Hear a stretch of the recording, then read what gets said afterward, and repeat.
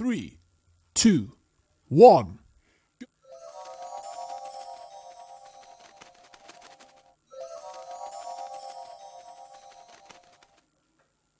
नमस्कार। आइए, आपका स्वागत है हमारे YouTube चैनल आकाश लेक्चर में। और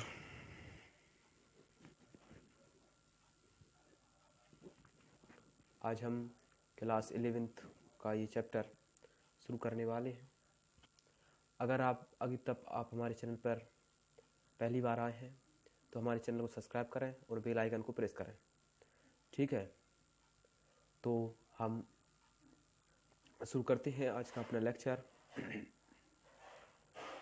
इसमें अगर आपको अभी तक आपने हमारे टेलीग्राम ग्रुप को ज्वाइन नहीं किया है या हमारे टेलीग्राम चैनल को ज्वाइन नहीं किया है तो टेलीग्राम ग्रुप और टेलीग्राम चैनल को भी ज्वाइन कीजिए। वहाँ पर हमारे सारे PDF नोट्स उपलब्ध हैं। आप इम्पोर्टेंट क्वेश्चन से लेकर वहाँ सभी प्रकार के क्वेश्चन मिल रहे हैं। आप जल्दी से जल्दी जाएं और वहाँ पर उसको ज्वाइन करें। उसका लिंक इस वीडियो के डिस्क्रिप्शन में दिया गया है, ठीक है। तो आज हम शुरुआत करते हैं अपने इस लेक्चर की, लेकिन सबसे पहले हम चलते हैं आज के इस लेक्चर की ओर, ठीक है। तो आज का ये लेक्चर बहुत बेस्ट होने वाला है। तो अगर अभी तक आपने हमारे इस चैनल को सब्सक्राइब नहीं किया है तो चैनल को सब्सक्राइब जरूर कर लें और बेल आइकन को प्रेस कर दें, ठीक है।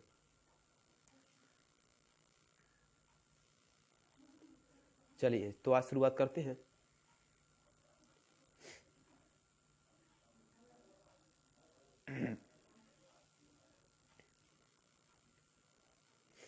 ये जैसा कि आप देख रहे हैं बायोलॉजी क्लास 11th, ये नीट और चैप्टर क्लास 10th के लिए है ये कोर्स। इसमें हम सबसे पहले कोशिका चक्र और कोशिका विभाजन का भाग 2 है, इस भाग 2 को लेकर आ रहे हैं। आप जल्दी जल्दी हमारे चैनल को सब्सक्राइब कीजिए, हमारे YouTube चैनल को सब्सक्राइब कीजिए और बेल आइकन को प्रेस कीजिए। तो आइए शुरुआत करते हैं हम आज के अपने लेक्चर की। तो लेकिन सबसे पहले हम शुरुआत करेंगे यहाँ से।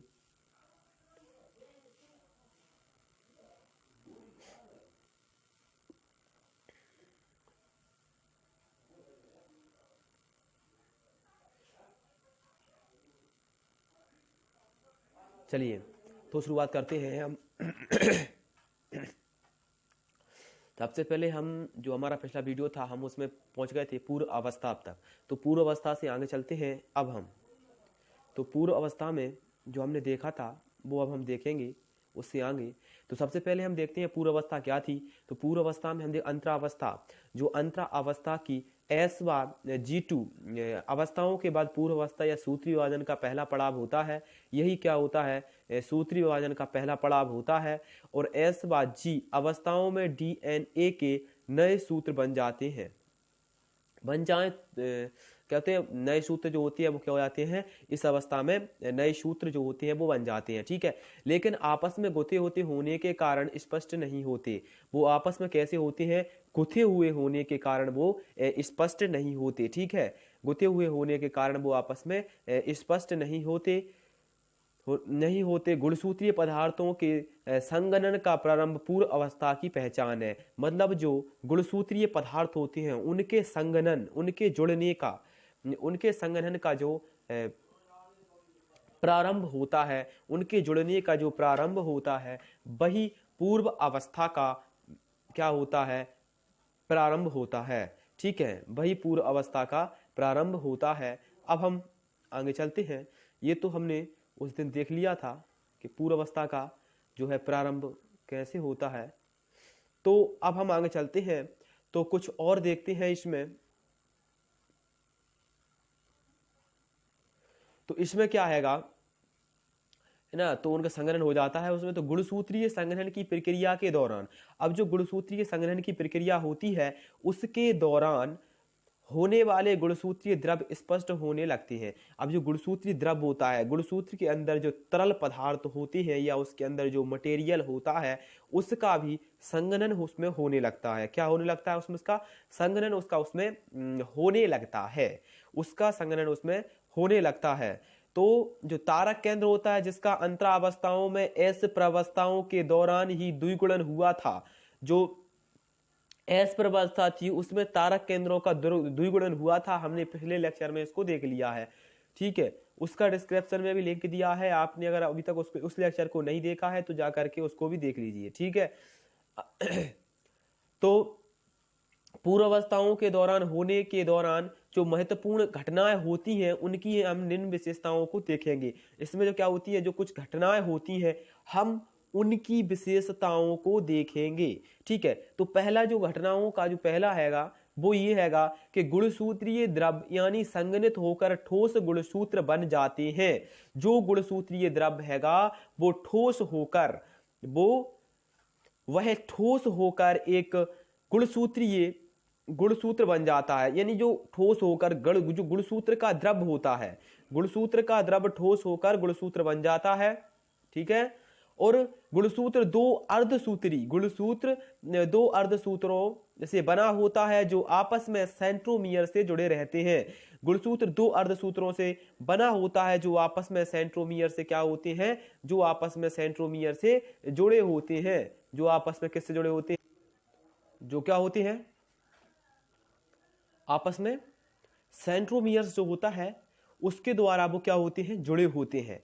अब जो दूसरा देखना है कि जो समसूत्रीय तरकु सूक्ष्म नलिकाओं के जमावड़े की प्रक्रिया प्रारंभ हो जाती है। जो उनके जमावड़े की प्रक्रिया होती है वो प्रारंभ हो जाती है। कोशिका जीव द्रव्य के यह प्रोटीन युक्त घटक, जो प्रोटीन युक्त घटक होते हैं इस प्रक्रिया में सहायता करते हैं। इसके जो प्रोटीन युक्त घटक होते हैं वो इसकी जो प्रक्रिया होती है उसमें क्या करते हैं, वो सहायता करते हैं। तो पूर्व अवस्था के अंत में यदि कोशिका समसूत्री से देखा जाता है, सूक्ष्मदर्शी से देखा जाता है, तो इसमें गाल्गी काय जो होता है, गाल्गी काय, अंतराप्रद्रव्य जालिका और केंद्रिका व केंद्रक आवरण दिखाई नहीं देता है। इसको हम जब सूक्ष्मदर्शी से देखते हैं तो इसमें गाल्गी काय गोल्गी बॉडी होती है, ठीक है। अंतराप्रद्रव्य जालिका, केंद्रिका व केंद्रक आवरण दिखाई नहीं देता है। इस अवस्था में ये सभी के सभी क्या है, दिखाई नहीं देते हैं। क्या करते हैं, ये सभी के सभी दिखाई नहीं देते हैं। क्या करते हैं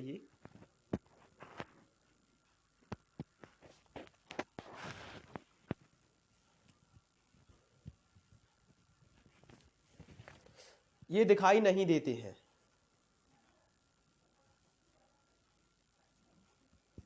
ये दिखाई नहीं देते हैं। आगे चलते हैं तो क्या हैगा,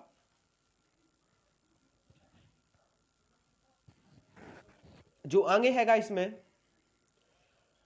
वो ये कह रहा है कि जो गाल्गी काय है, अंतराप्रद्रव्य जालिका है, केंद्रिका है, वो इस अवस्था में दिखाई नहीं देते हैं। वो इस अवस्था में जो है दिखाई नहीं देते हैं। तो अब हम आगे चलते हैं। पूर्वावस्था की बात चल रही थी वो। अब देखते हैं हम मध्य अवस्था। कौन सी अवस्था? मध्य अवस्था। मध्य अवस्था के हम से समझ जाते हैं कि ये अवस्था कौन सी अवस्था है। बीच वाली अवस्था होती है उसको बोलते हैं मध्य अवस्था, ना आखिरी वाली ना शुरू वाली, सिर्फ बीच वाली अवस्था को हम बोलते हैं मध्यावस्था, ठीक है। मध्य अवस्था है। अब केंद्रक आवरण के पूर्ण रूप से विघटित हो जाते हैं। इसमें जो केंद्रक आवरण होता है, मतलब केंद्रक के जो चारों ओर का जो आवरण होता है वो विघटित होने के साथ समसूत्री विभाजन की द्वितीय अवस्था प्रारंभ होती है। जो समसूत्री विभाजन होता है उसकी द्वितीय अवस्था इसमें क्या हो जाती है, प्रारंभ हो जाती है। इसमें गुणसूत्र कोशिकाओं में कोशिका द्रव द्वितीय में फैल जाता है। जो कोशिका द्रव होता है वो क्या हो जाता है, फैल जाता है। तो इस अवस्था में गुणसूत्रों के संघनन पूर्ण हो जाता है और सूत्री सूक्ष्मदर्शी से देखने पर यह स्पष्ट रूप से दिखाई देने लगते हैं। यही अवस्था है जब गुणसूत्रों की आकृति का अध्ययन बहुत ही सरल तरीके से किया जा सकता है। इस अवस्था में जो गुणसूत्र होते हैं उनकी आकृति, गुणसूत्रों की जो आकृति होती है, गुणसूत्रों की आकृति का इसी अवस्था में जो है वो अच्छी तरीके से क्या किया जाता है, अध्ययन किया जाता है गुणसूत्रों की आकृति का। किसका? गुणसूत्रों की आकृति का। ठीक है।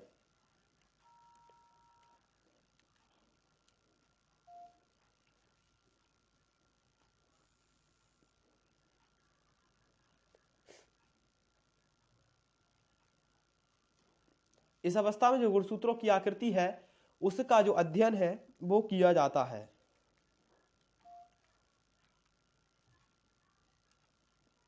अब चलते हैं हम आगे। तो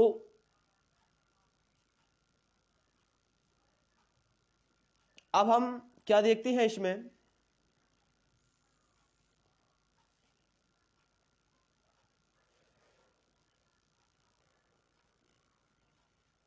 मध्यावस्थाओं का जो गुणसूत्र दो संतति अर्ध गुणसूत्रों से बना होता है, जो आपस में अर्ध गुणसूत्र बिंदु से जुड़े होते हैं। गुणसूत्र बिंदु की तरह एक छोटा सा बिंब आकार की संरचना होती है, उसमें मिलती है। किसमें? मध्यावस्था में ये बिंब आकार की क्या होती है?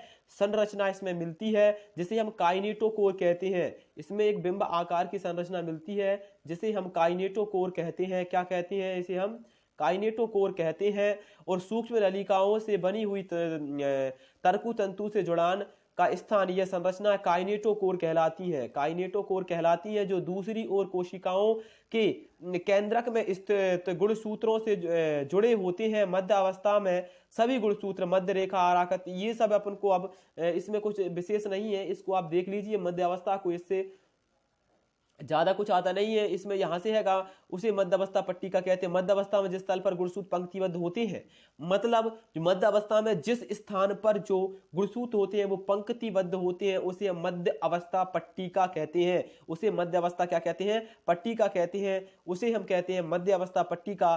ठीक है। तो इस अवस्था में मुख्य विशेषता निम्नवत होती है। जो मध्य अवस्था पट्टिका होती है उसकी कुछ क्या होती है? विशेषताएं होती हैं। वो विशेषताएं क्या होती हैं उनको देखेंगे हम। तो सबसे पहले जो विशेषता है इसमें वो कह रही है कि जो तरकु तंतु यानी गुणसूत्र के काइनेटोकोर से जुड़े होते हैं, जो तरकु तंतु होते हैं वो गुणसूत्र के काइनेटोकोर से जुड़े होते हैं। गुणसूत्रों के किससे जुड़े होते हैं? काइनेटोकोर से जुड़े होते हैं। काइनेटोकोर से जुड़े होते हैं। कौन जुड़े होते हैं?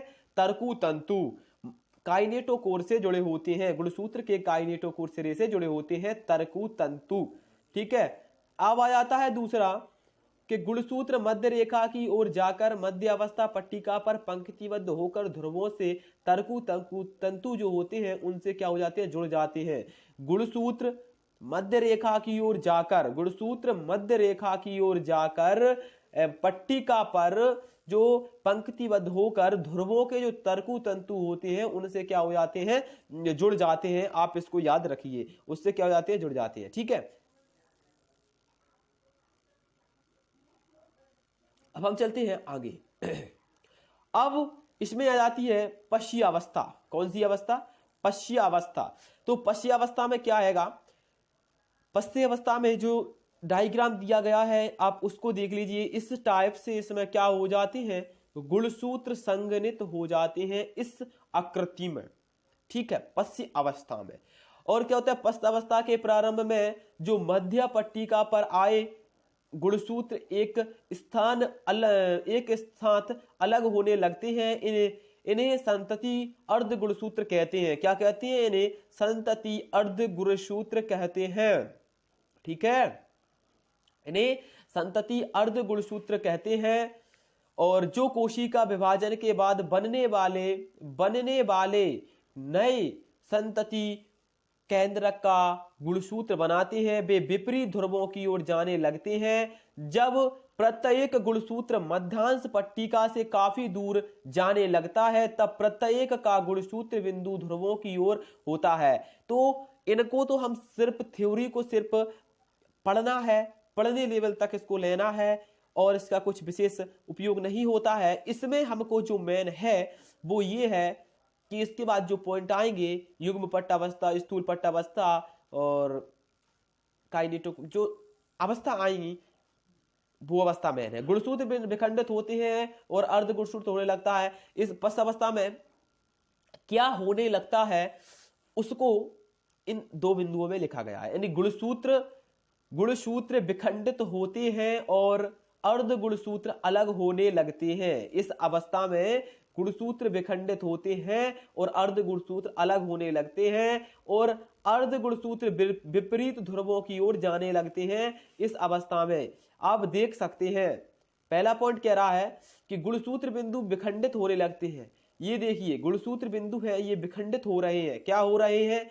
विखंडित होने लगते हैं और अर्ध गुणसूत्र अलग होने लगते हैं और इनके जो अर्ध गुणसूत्र बने हुए हैं ये एक दूसरे से अलग होने लगते हैं। ठीक है, अब आ जाता है कि अर्ध गुणसूत्र विपरीत ध्रुवों की ओर जाने लगते हैं। ये देखिए यहां से एक गुणसूत्र टूट रहा है और यहां से भी गुणसूत्र टूट रहे हैं, ये इस तरफ आ रहे हैं, ये इस तरफ जा रहे हैं, तो ये कहां जाने लगते हैं?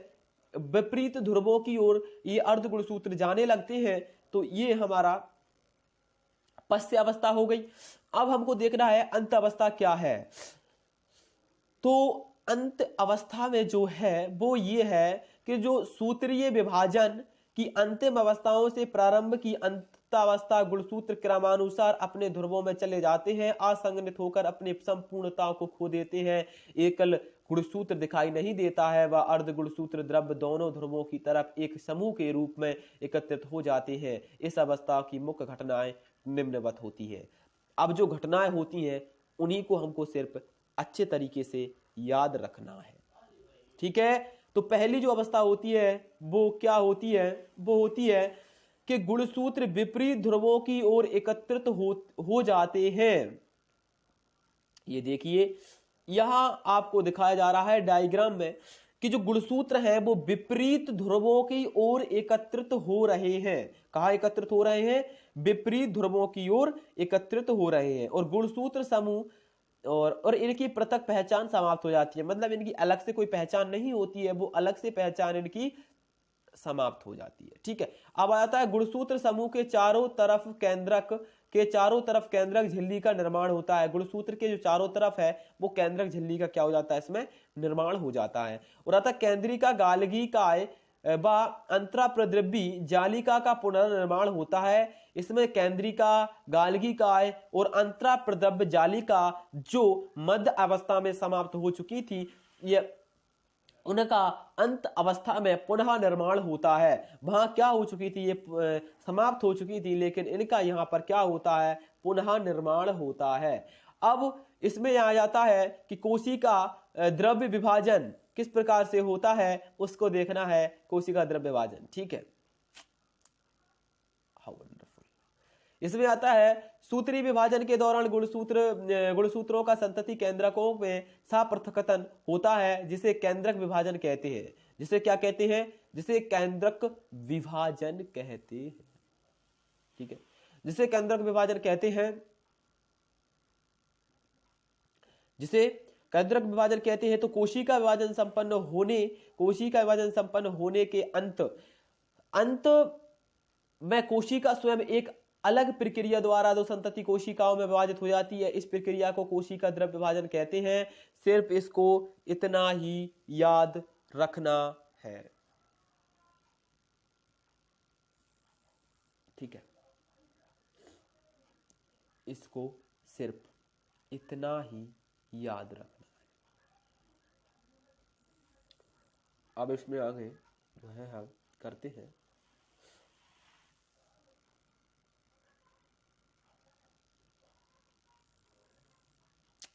इसको। आप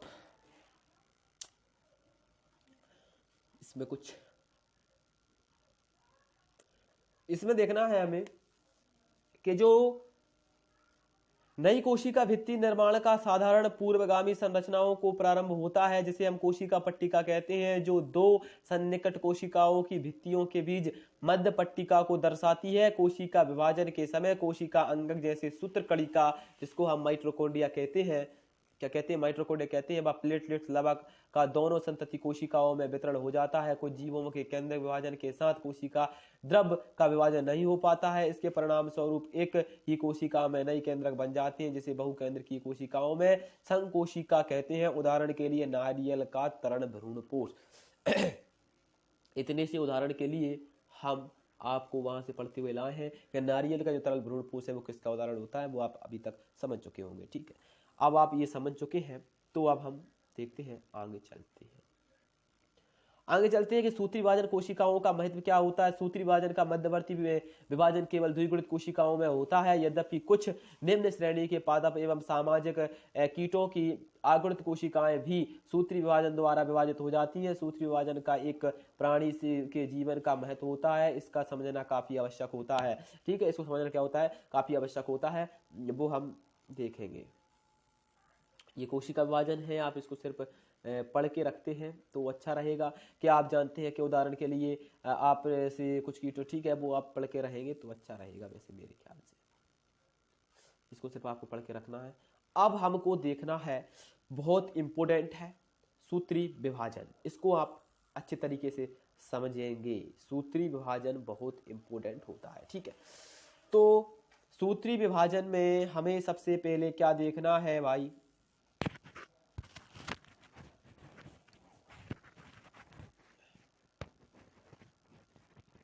सूत्री विभाजन। तो इसमें हमें सबसे पहले देखना है कि लैंगिक प्रजनन द्वारा संतति के निर्माण में दो युग्मकों का संयोजन होता है, जिसमें आगुणित गुणसूत्रों का एक समूह होता है। यह युग्मक निर्माण विशिष्ट द्विगुणित कोशिकाओं में होता है। यह विशिष्ट प्रकार का कोशिका विभाजन जिसके द्वारा बनने वाली अगुणित संततियां कोशिकाओं में गुणसूत्रों की संख्या क्या हो जाती है, इसमें जो कोशिकाओं में गुणसूत्रों की संख्या होती है वो कैसी रह जाती है, आधी रह जाती है। गुणसूत्रों में जो कोशिका में गुणसूत्रों की संख्या होती है वो कैसी रह जाती है भाई, आधी रह जाती है। ठीक है, तो अर्धसूत्री विभाजन, गुणसूत्रों की संख्या जो आधी रह जाएगी तो उसमें कौन सा विभाजन होगा, अर्धसूत्री विभाजन होगा। अब इसके कुछ वो बिंदु होते हैं वो नीचे दिए गए हैं, उस टाइप से होता है, मतलब अगली उसमें दिए गए हैं। तो इसमें क्या होता है वो हमको देखना है। इसमें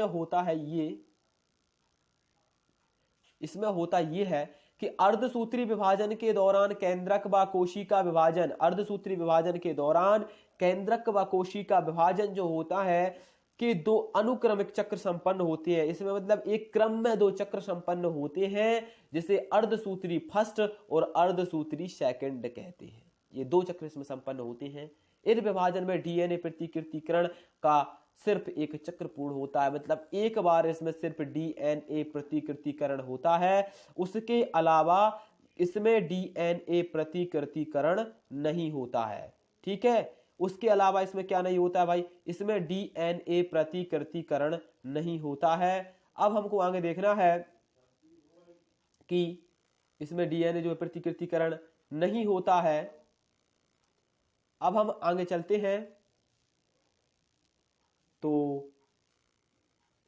इसमें आ जाता है कि अर्धसूत्री सेकंड के अंत में चार, जो अर्धसूत्री सेकंड होता है उसके अंत में चार आगुणित कोशिका बनी होती हैं। अर्धसूत्री विभाजन को हम निम्न अवस्थाओं में वर्गीकृत किया गया है। कुछ अवस्थाएं दी गई हैं, उनमें हमने अर्धसूत्री विभाजन को वर्गीकृत किया है। तो पहली जो अवस्था है इसकी वो ये है कि पूर्व अवस्था, मतलब अर्धसूत्री विभाजन की कौन सी और कितनी अवस्थाएं होती हैं, अर्धसूत्री विभाजन की भी 4 अवस्थाएं होती हैं। और जो है कौन सा फर्स्ट और सेकंड, अर्धसूत्री विभाजन सेकंड है, उसकी भी इसमें सिर्फ 4 अवस्थाएं होती हैं। तो पूर्व अवस्था फर्स्ट, मध्य अवस्था फर्स्ट, पश्चिम अवस्था फर्स्ट और अंत अवस्था फर्स्ट, ये अर्धसूत्री विभाजन फर्स्ट की अवस्थाएं होती हैं। और अर्धसूत्री विभाजन सेकंड की अवस्थाएं होती हैं, अर्धसूत्री अवस्था सेकंड की होती है, पूर्व अवस्था सेकंड, पश्चिम अवस्था सेकंड और मध्य अवस्था सेकंड, सॉरी, फिर आएगा पश्चिम अवस्था सेकंड और फिर आएगा अंत अवस्था सेकंड। तो इसकी जो अवस्थाएं होती है वो कितनी होती हैं, 4 अवस्थाएं इसकी होती हैं, 4 अवस्थाएं इसकी होती हैं। तो इसको हमको याद रखना है। ठीक है, तो 4 अवस्थाएं इसकी होंगी, 4 अवस्थाएं इसकी होंगी। इन चारों अवस्थाओं को आप अच्छी तरीके से याद रखें। ठीक है, और हम आप तक ये लेक्चर पहुंचा पा रहे हैं, उसके लिए आप इस लेक्चर को देख रहे हैं उसके लिए थैंक यू, धन्यवाद। अगर अभी तक आपने हमारे चैनल है उसको सब्सक्राइब नहीं किया है तो चैनल को सब्सक्राइब करें और बेल आइकन को प्रेस जरूर कर दिया करें। और हमारे जो टेलीग्राम ग्रुप है आकाश लेक्चर के नाम से, या फिर हमारा जो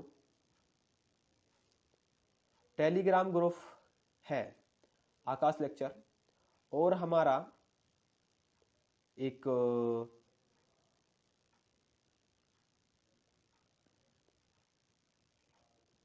जो